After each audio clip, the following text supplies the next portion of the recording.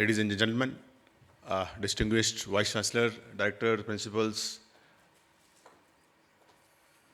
CEOs of EdTech companies, all the supporters for this event, organizers. You know, when we were lighting the lamp, it just came into my mind when I see the topic, innovation technology. The spark, the fire, which is required, that is innovation. The oil, the fuel, which will take it long, that is technology. But lightning of this lamp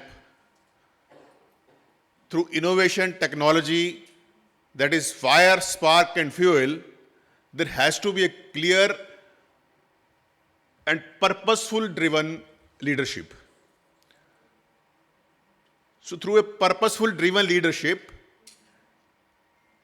using technology and innovation, we can achieve what we need to achieve.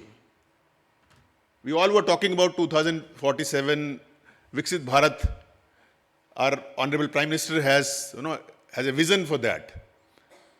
And for that vision, when NEP was drafted, a beautifully written draft, it clearly paves the path to achieve what we really want to achieve.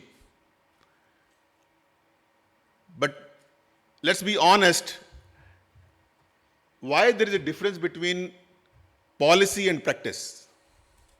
We frame a policy, but there is a difference between policy and practice. What has been conceived, it is not yet being achieved. Why we are still talking about NASSCAM survey reports that 75%, 60% people are unemployable? We are not able to provide the higher education that kind of qualification, that kind of curriculum, that kind of skills to our manpower, that they are not employable. Still we are talking about 50% range. Why this is happening? We are the generation, we have seen education from chalkboard, or I call it takhti wala stage, to AI-driven labs. The change in technology has been tremendous. But still we are talking about employability concerns. Why our education, what we are providing to our students, has been weaved around the real world problems. Dr. Pramod was talking about fintech issues, financial literacy. There are so many things. What actually is required in the field, what actually required in the real world, we are not able to provide that. So what we are supposed to do? Let's break it in 3 different points. Innovation, technology and leadership. I'll talk about all 3. Just take 1 minute for each. So when we talk about innovation, I suggest we must innovate freely, fearlessly. Because innovation is that when we give that kind of ambience to our students, we as an educator, we as an academician, we as a government, we are supposed to provide an ambience where student can learn. Because there are so many things available to the students. He is already supported in this stage with AI, with curriculum. Content is not an issue. The only issue is that how does it absorb the things and relate it with the real world issues. So when he innovates freely, when he innovates fearlessly, and we provide that kind of ambience, and that can only happen with edtech companies like yours, then the real sense of NEP will be fulfilled. Because that policy itself has some message in itself that yes, we have to prepare the students. The flexibility has already been given. An engineering student can take music. He can play guitar. A computer engineer can play with the chemicals. That flexibility has been given in the policy. So, but to give that kind of ambience, we have to provide that kind of innovation support to our students, to our academic institutions. Second point comes the technology.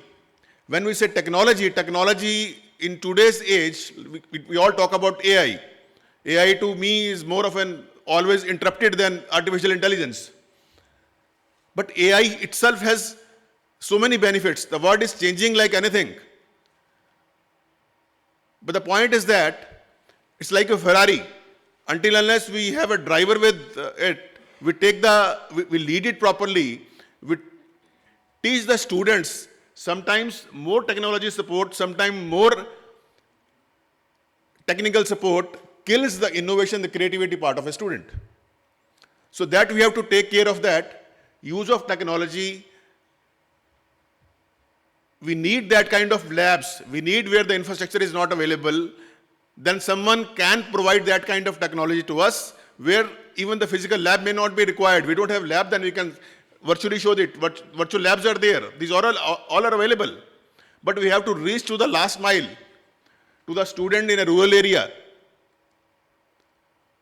I represent Haryana State Board of Technical Education. We are introducing so many courses Dr. Pramod was talking about, but we know that we are creating the curriculum.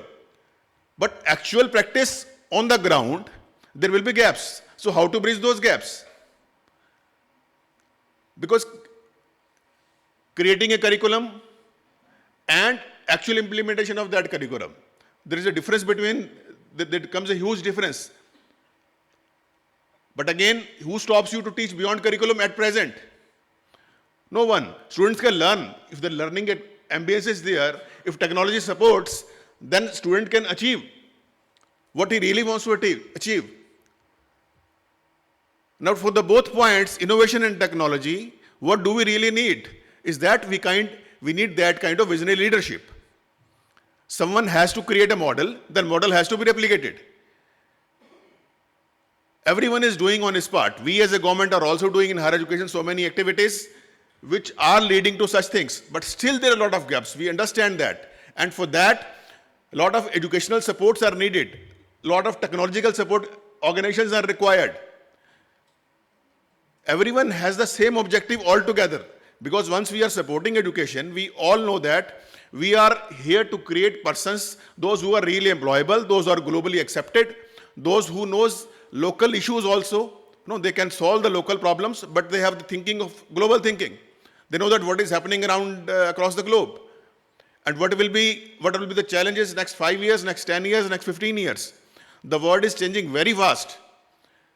So until we create that kind of ambience, until we create that kind of ecosystem in our organization, maybe government, maybe private, maybe schools, maybe universities, the goal will not be achieved.